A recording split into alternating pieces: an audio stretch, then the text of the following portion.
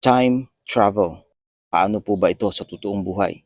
Welcome po sa Expedition Alpha, a time travel YouTube channel. Meron po akong patutoo sa inyo about time traveling. Napansin niyo po ba kung bakit ang Kristo ay maraming alam sa hinaharap? Dahil galing na po siya doon.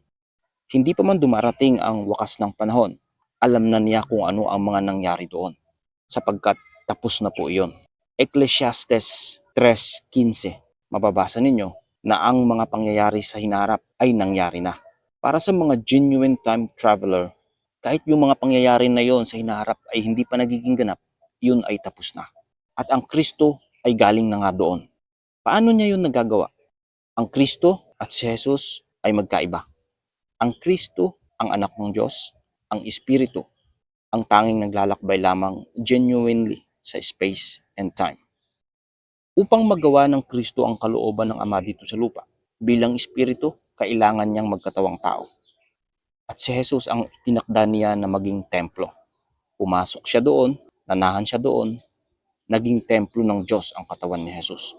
Silang dalawa ay naging isa, si Jesus ay napuspos ng kapangyarihan ng anak ng Diyos.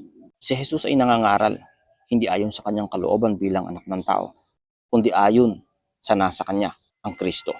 Si Jesus ay gumagawa ng mga bagay na higit sa pangkaraniwan, hindi sa pamamagitan niya, kundi sa pamamagitan ng makapangyarihang Kristo na nasa kanya.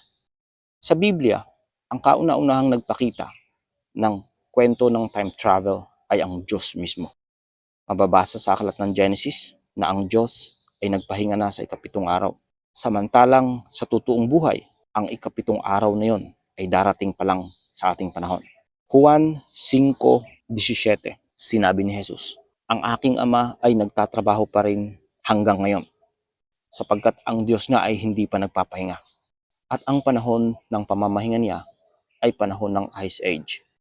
Mateo 24:20, sinabi ni Jesus, "Ipanalangin ninyo na ang inyong pagtakas ay hindi mapataon sa panahon ng taglamig o sa araw ng pamamahinga." Ang araw ng pamamahinga o ang ikapitong araw, ito ay panahon ng taglamig, Ice Age.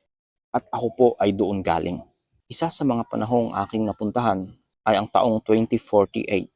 Ako ay nasa katawan ng isang dalagita doon at ako ay nananahan sa isang bunker dahil ang ibabaw ng lupa sa mga taon na yon ay hindi na angkop panahanan ng mga tao.